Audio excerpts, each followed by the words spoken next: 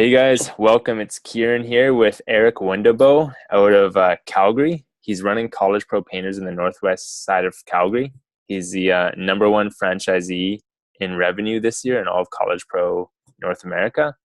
And it's an honor to have you here, Erik. Thanks. Yeah. Um, can you tell us a bit about yourself? Where you're from? Maybe a bit about your story of how you got into College Pro Painters? Sure. Um, well, I grew up on Vancouver Island actually in Ladysmith, which you've probably heard of being from Vancouver. Yeah. And then I moved to Alberta right after high school, did finishing carpentry for a year, and then started university full time. And after my first year of university, I applied for College Pro Painters for the painting side. And I got hired by Ian, who's like a big dog in College Pro. Painted for him for a summer, and then about halfway through the summer, he recommended me to one of the leaders in College Pro to run a franchise. And I basically just started the interview process from there, and was accepted for a franchise position by around like the end of the summer. So I was already kind of looking forward to it and planning for it for the whole entire fall while I was kind of in school and things, and then started up my first year right away in January and went from Okay. You were at university when this was going on? yeah. Yeah. Okay. What did you So study? I started off in bio, and then I was set on becoming a doctor, and then Okay. after starting actually after painting for the summer, then I got a little bit more interest in the business side of things. Continued with my bio degree for like a year and a half after starting College Pro. So I did 2.5 years of a bio degree, Yeah. and then I actually made the switch over to finance, and then did a finance degree in university instead. Okay. Which school do you go to? University of Lethbridge. Okay, cool. And you graduated with a degree in finance?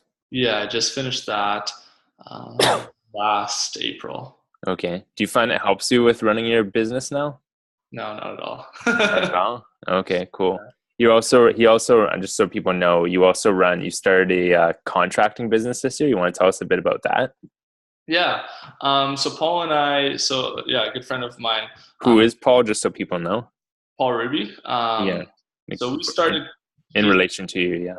yeah, he's my business partner in both Epic Contracting, which is a contracting business that we started, and then we're also running a joint partnership for College Pro Painters as well. This was the first year doing that. So we incorporated our new company, Epic Contracting, just a year ago, and we kind of started operations with the painting together in January of 2017. And then we started production of actual like home renovations in July of 2017, so just like a little over 3 months ago. Okay. uh, and for Epic Contracting, well, Epic Contracting stands for Eric and Paul Innovative Construction. Okay. That's a, yeah, cool name. Yeah. And uh, yeah, for that, we do any type of home renovations right now. So we're doing like kitchens and bathrooms, all the way to like full renovations. Right now, we've been doing mostly like kitchens and basements has kind of been our niche so far. And in nothing like super fancy, mostly like finding like affordable materials for people and just doing really good quality work and finishing the jobs like right on time or early and on budget. That's kind of where we've made our niche right now. The long term goal with things is to develop like custom homes, so doing like infills in inner city Calgary, like so old homes, tearing them down, doing infills and some like condominiums and stuff like that. Also like repurposing of condo units, so renovating them, getting higher, um, or like lowering the vacancy rates and stuff in these buildings. Okay, and you're going like renovating them to get higher vacancy rates? Yeah, to get more tenants in them. So kind Okay. of making like run down or decrepit buildings, repurposing them, maybe even selling them off as condo units, or increasing the tenancy in them. Okay, cool. Yeah. So you're running like this huge student painting company for college pro standards, or any student painting business really, and you're running this contracting company. I'd like to like sort of figure out how you're doing it so you can both run both at the same time and not be going crazy. Um, Maybe can you tell us a bit about how last year were you with Paul, or is this your first year with Paul? This is my first year with Paul. Okay, last year were you on your own or were you with someone? I was on my own last year. Okay, and you ran about the same numbers revenue wise, right? Yeah, a little bit more last year. Last year I did 510, and this year we'll probably end around 460. Okay. What are you doing that you're able to run these massive businesses and be able to, because you're not painting every house yourself. Like Mm-hmm. what sort of like how does your business model work? I guess starting with in terms of marketing and sales, and then we'll dig into production. Well, this year's been a little bit different because of running a partnership, so I'll touch on that a little bit. But Sure. overall, just being very, very organized and hiring the right people.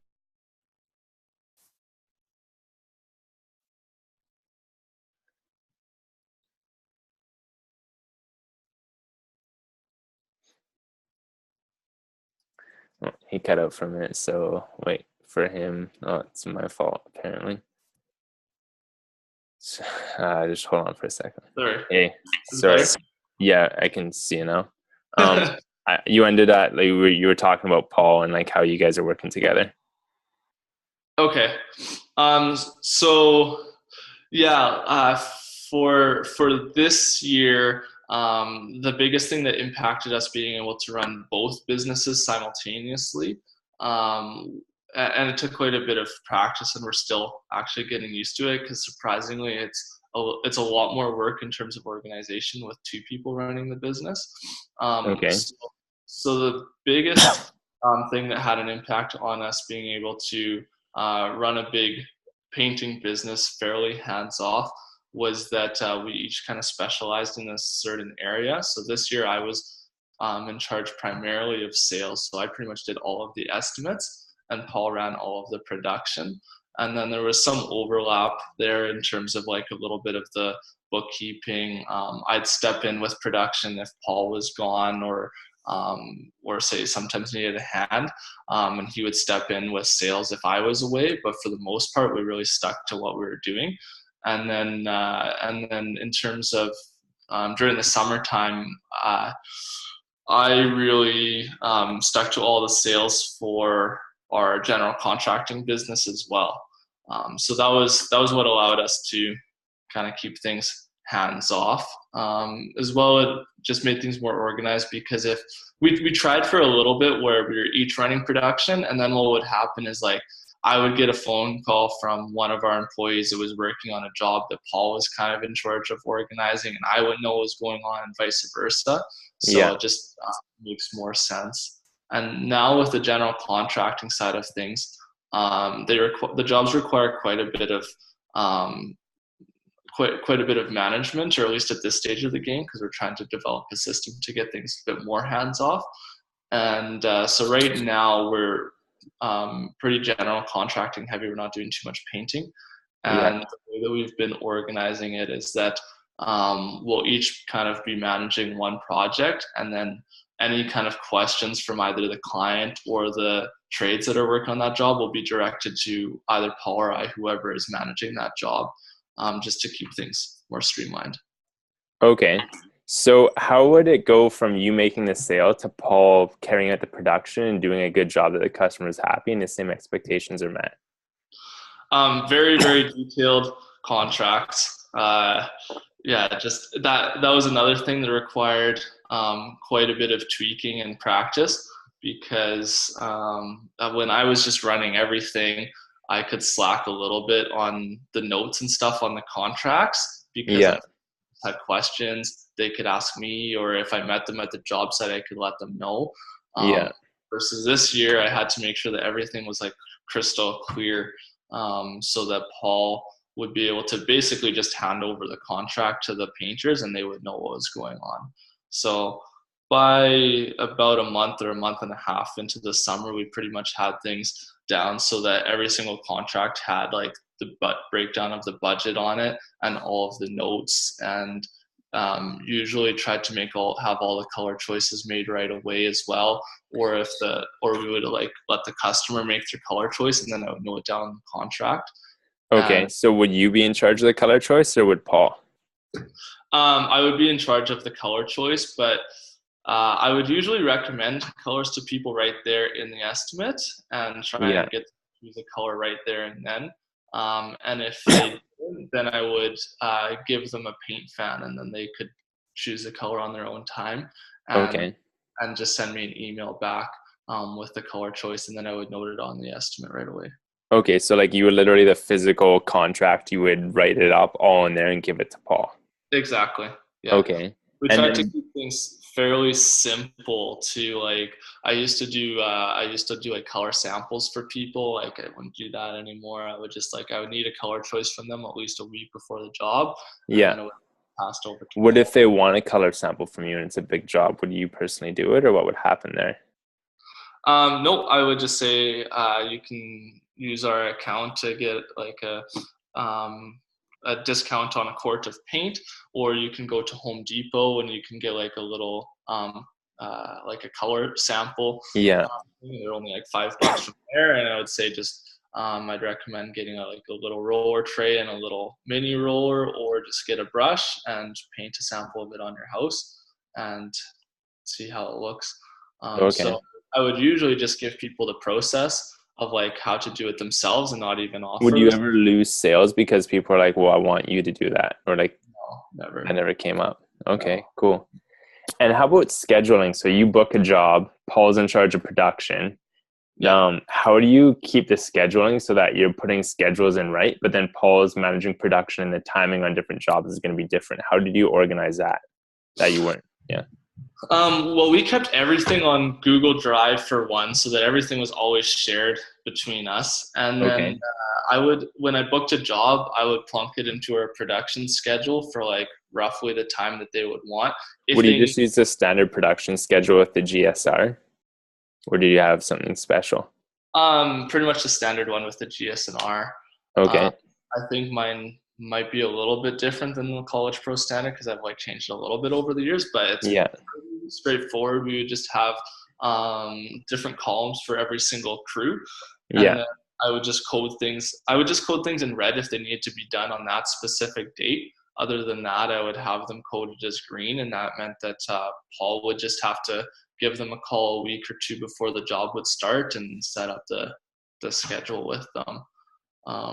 And also in terms of like starting the job, we tried to be we just let people know that schedules can change a little bit too, and ask for flexibility from people overall, and that helped with things a bit too, to keep things running smoothly. When people weren't expecting us to be there on a specific date, we would just Yeah. give them a time frame. We'd say like, hey, we'll be here this week and we'll call you the night before if that works. And for like 99% Okay. of people, they were okay with that.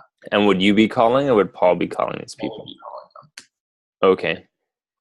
All right. And how did it work? Say, like, did you guys have a set number that you had to hit in sales each week or something? Or was it like, what happens if all of a sudden you book $40,000 that you weren't planning and they want it done soon? Like, how would you guys manage that? That would be a good problem to have. We never had that problem though. But like we have access to a few different subcontractors, so we would either get subcontractors in to do it, or else like something that was more flexible. We'd probably just bump that down in the schedule and bump something up that needed to be done ASAP. And That Paul also, would always be doing that. You wouldn't be managing the schedule. no. Okay. Yeah. I would basically just let him know that it was like an urgent job, and he would do what he could to get it scheduled in quickly. Okay. We And how never many? lost any work because we weren't able to take it on quick. We found actually, compared to most other painting companies, we were able to get things done really fast. For most of the summer, we had like a turnaround time of only about a week from the time that I booked the job until it was produced anyways. So we really never ran into that problem. Okay. And how many actual painters do you guys manage? Um, we started with the summer with like 8. Yeah. and then it went down to kind of like 3 to 4 by the end of the summer, because it was Okay. actually pretty slow for bookings from like June onwards here, which I haven't really experienced before. But Yeah. we're able to sub painters out to other franchisees actually, and that yeah, that was pretty. Okay. So you guys did a bunch of work early then, and then you had to lay people off or sub them out. Yeah, And then you guys booked like a huge job, like one big job. yeah, pretty much. Yeah, we should be starting on it soon. It's a seniors home. We're doing a huge interior paint job. So that one, Paul and I are probably both going to do a bit of painting on it, Yeah. because it's out of town, and yeah, we just need a lot of workforce on it. Can you So can it's you kind of tell us about how you guys came, like, do you mind saying the job size and then tell us how you came upon it and how you plan to pull this baby off? yeah, it's $166,000 job, and I got it because I painted at Tim Hortons for this company last winter, and Okay. they're overall happy with how everything went, or at least they must have been, because they kept on sending me more blueprints for different buildings to bid on. Yeah. Um, and then yeah, this one got sent my way from one of the people in their office, I think in like May or June, Okay. and I sent them in the bid. It took about 10 hours just to estimate it, because I had Is to it estimate is it a blueprints. new is it a new build? It's a new build, yeah, yeah. Okay. And then we found out, I think in like mid-August, that they were going to go ahead and use us for the job, and then it wasn't until like mid-September that we actually got like a signed contract with them, and then like literally just 2 weeks ago that they finally sent us the color schedule for the job. Okay. So that's kind of how that all came about. All right. So like when you got the Tim Hortons originally, how did you get that? How did you get in with these people? And is it a property management company, I'm guessing? No, they're a new developer. Um, some of them that I would cold call, some of them from word of mouth. Like, because I've gone on the bidding list for a few different contractors. Some Yeah. of them can literally just look up um, like if you just look up plan room general contractor in your city, they'll Yeah. sometimes come up and they'll have like an online plan room, which basically allows you to download the architectural plans for the buildings that Okay. that they're collecting bids on. Some of them you'll have to send in an application form for. Some of them you'll just have to call and talk to like a receptionist or a project manager to get Yeah. on their list. But that's how I went about it. Okay. Do you I guess do you mind me asking what you estimate your profit margins to be on this job? Um, if we get painters to do everything on it, we should make about 35% profit on it. On And a $166,000 job. yeah, That's not yeah, bad. It's a nice yeah. change to jingle in your pocket while you walk around Yeah, it's Calgary. like half of our painting profit or more. It's like more than half of our painting profit for the whole year in one job, because our royalties are really low at this point. Okay, so like if say for anyone in BC or anyone around Canada or North America and I guess that if this is on YouTube, anybody, how you go about basically just going and cold calling these general contracting companies and asking if you can bid on their jobs, and what Yeah. what are they looking for? Um, I I think the biggest thing is having like an accurate price, and then the next is just that if you get awarded the job, that you can like follow through on it, that you like are able to start it when they need it started, and that and you complete it when within the time frame that they have allowed for it. It's you have to be really flexible. Like, so for the same company, I sent one of our painters. And a lot of these jobs are outside of town. So like this one that we're doing, this is 5 hours away from where we live. Another one that I did was just for a Sobeys liquor store. Yeah. It was literally just a $2,000 paint job, and I just took it on to basically keep them happy. I just want to be like their main go-to guy for painting, but I had to Yeah. send it for 8 hours away to the middle of nowhere in Saskatchewan for like a little $2,000, just a priming of like a Sobeys liquor store. How is it So in Saskatchewan? yeah, you have to take a little bit of shit also to get like good jobs from them. And then also Okay. she showed up there, and the job, like they were still drywalling it, and the project manager's like, no, it needs to be done by the end of the weekend. We need her there on Friday to start on the job. So she drove out Thursday, got there Thursday night, and then went to the job site Friday, and she's like, oh, they're still boarding the walls right now. I'm like, Yeah. what? So yeah, you run into problems like that. Have to be a little bit flexible, but the main thing for getting the job is like to have a detailed quote and an accurate price. Okay. And like, so what do you put in your quote? Like, is it like, obviously it's not a regular College Pro form. Yeah, You just have like a multi-page document of, or do they just tell you everything they need and you give them a price? yeah, they tell you everything that you need. So usually it's actually typically a little bit less detailed than the College Pro quote, because I will say just like this is the baseline price for like primer and 2 coats of paint to the walls and the doors as per specs with like the color. What kind of paint are they using? Or are you guys going to use? They pretty much most will ask for Benjamin Moore paint. Yeah. Like the Um, cheap stuff? Like what's their like low level they'll product? ask for Regal Select quite often, or like really pretty expensive Benjamin Moore paints. Really? Yeah, and it's because they have separate architects that do it, and they don't know anything about painting, so they just think, oh, this is expensive paint, it should be good. Okay. Interesting. So Yeah. and then how So about the production side of it? Are you going to get subs to do it? Or are you guys going to go, because like a new build's a lot different than a repaint, right? Like you have to go in there and basically spray primer everywhere and then yeah, spray. Yeah. yeah. Yeah, it's all gonna be subs doing it.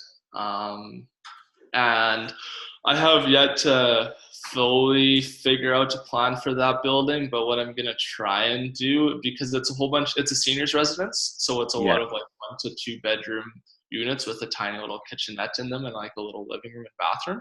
Yeah. Um, so what my plan is to give like a price for per unit in it, or like a 1 bedroom unit with this style is this much money for a subcontractor. A 2 bedroom Yeah. unit style is so much money, so that I can Okay. have like one subcontracting crew on like a few rooms at a time. Can we get a ballpark? How big is this facility? It is, I think it was 44,000 square feet. Well, how many apartments is that? Oh, A I ballpark. Okay. yeah, I think probably like 40. 40 apartments and then like a main dining hall and like a couple of other areas, I'm guessing. Yeah, yeah. If you Wow. think about the numbers for this one, it would seem very, very high, but I had to account for about $12,000 worth of accommodation, like a bunch of other travel expenses. Yeah. There's like a lot of other, and then for this one actually, I quoted more as a separate line item, and then I told them the price that I could do in deluxe Yeah. paints. And the project manager is like, well, heck, we can save a ton of money by going with deluxe paints. And then Yeah. talked to the architect about it, and then they ended up approving it. So that was a bit of a selling feature, I think, for them. I saved them about 20 grand by going with deluxe paints over Oh, so Benjamin. you are going to use Dulux. We are on this particular one. Okay. Even though they asked for Benjamin Moore, I told them that You deluxe would save them a you bunch of money saved $20,000.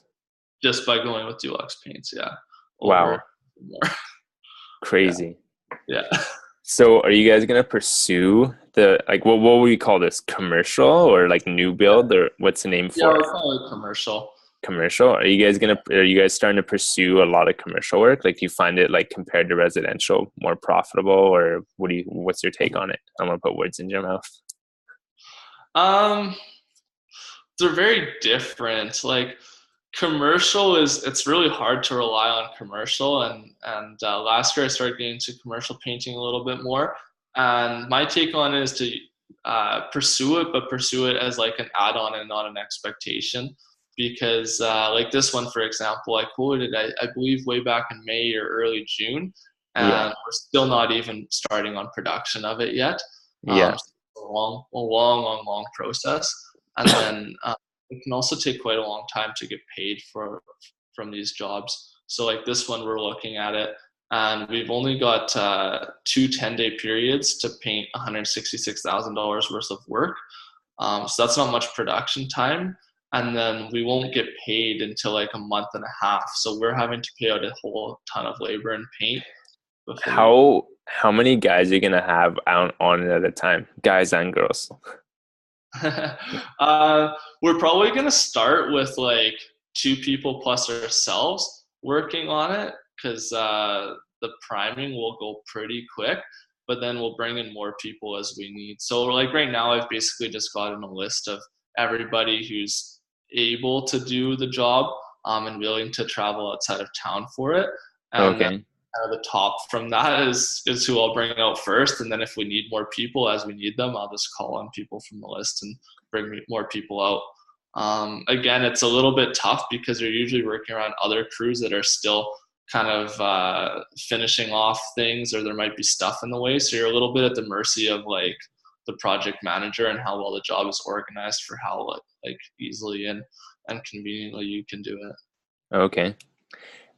Just any general advice that you would like to give other franchisees about like how to manage projects like that, or just in general, like how to manage like production, sales, and like a partnership, or even just on your own? Like any key takeaways? Um, one thing with this, like you were wondering about commercial versus say like residential. Again, I would stress like focusing still on like residential, and always put a little bit of time into getting commercial jobs.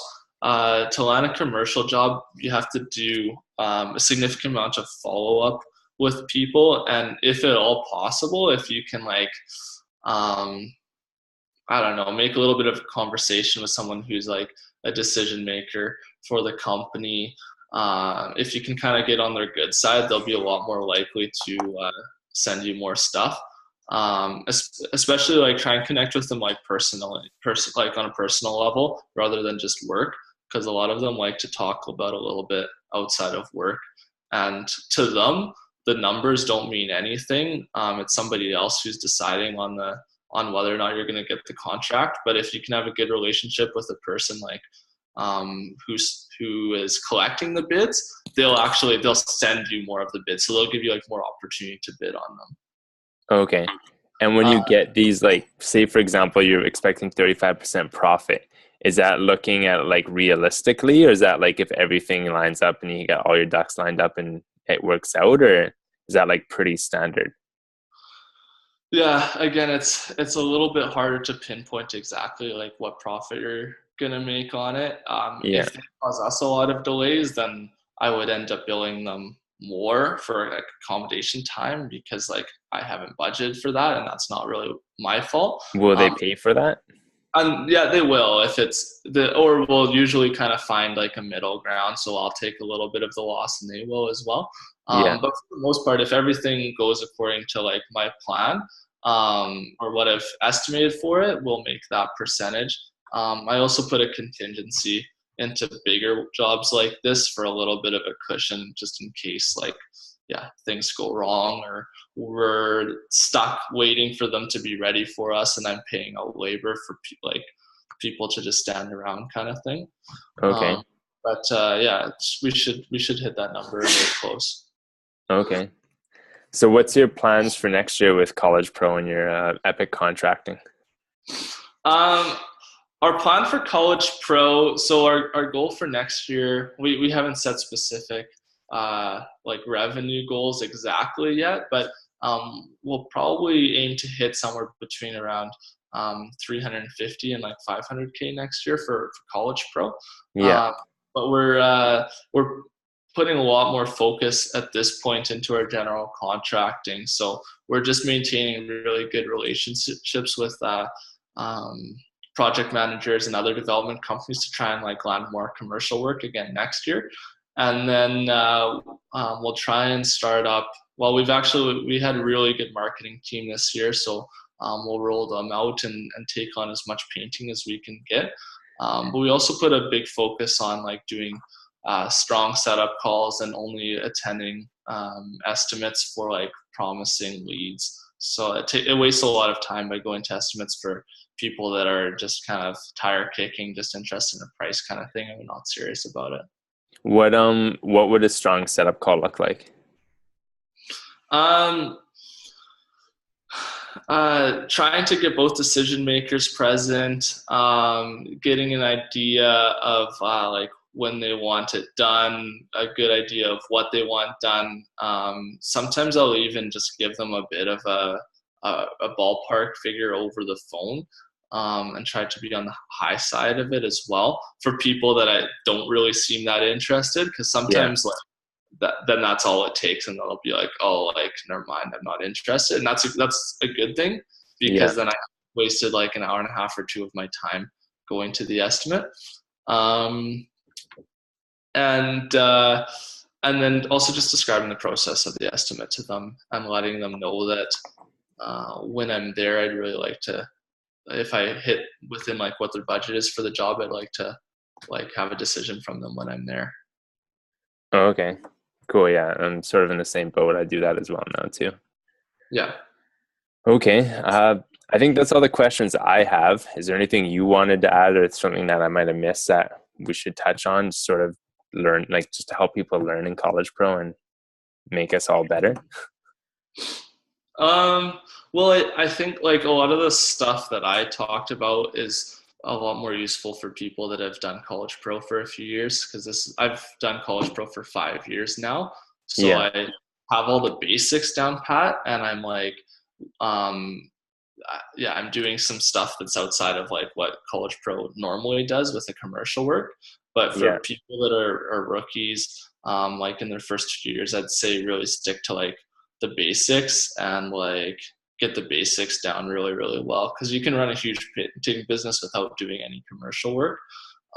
So focus on that, and and just really listen to like everything that the coaches say in all the College Pro systems, because yeah, honestly, like even like the setup calls, the block scheduling, all of that kind of stuff is really the basic College Pro stuff that you're taught in the conferences and from your coach, and that's yeah. still all the most important stuff.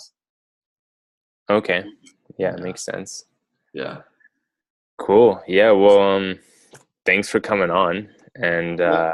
yeah, it's really useful information. I'm sure we'll probably be doing a lot more commercial work now. I'm gonna try. Yeah. Yeah. So And like for people that are interested in more information on commercial work, like you can always call or text me. Um, yeah, and I'd be like willing to, more than happy to try and give you some tips and pointers.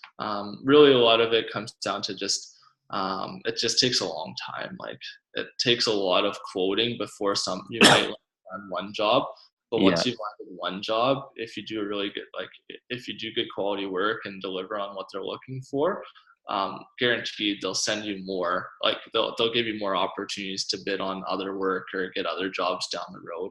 But it just yeah. takes like tenacity. Like I spent like hours and hours and hours cold calling and sending out like tons and tons of bids and not getting anything. How do you get so many subcontractors to all of a sudden come for 10 days? You just tell them the way in advance notice and pay them pretty good? Um, well, at this time of the year, it's easier because like a lot of people are kind of starving for work during the winter time, so it's actually Yeah, pretty timing for us. Had it been in the summer, it would be a lot harder to find people. Beyond that, though, again, just like the time thing, over the years, I've used a lot of different subcontractors. So I just have a lot of contacts in my phone now. And so last year I was running a business in Edmonton, and this year I'm running a business in Calgary. And this yeah. job is actually north of Edmonton. So I've actually touched base with contractors from Edmonton that I used and contractors from Calgary that I've used. So that kind of gives me access to more people. And Okay. referrals, like there's so many other people in College Pro. So say like just reach out to friends or other franchisees and ask like, hey, have you used any subcontractors? Can you recommend any? And When you're setting expectations for subcontractors, you basically just give them the same contract you give the customers and say, make sure this is done, the customer's happy, and the job's paid for. How do you go about setting expectations? yeah, pretty much like that. Yeah, they don't get paid until the job's finished and the customer's happy with it. They're responsible to go back and do touch-ups if they need to. A big thing with subcontractors is that you have to be like very, very thorough and detailed again in your contracts, and then details that you send them for what needs to be done, because contractors will probably steamroll you if you say like, hey, you need to paint like these rooms, and then there's something that needs to be done, but it wasn't specifically in the notes that you sent them. They'll ask you for more money for it. So you have to be very, very detailed. And yeah, for the most part, it's just like being very, very organized with them. Okay. Yeah. Thanks. Yeah. Well, good luck with your old folks' home, painting that in. It's in Calgary, or is it? No, it's where is it? It's in a small town in northern Alberta called Lac-La-Biche.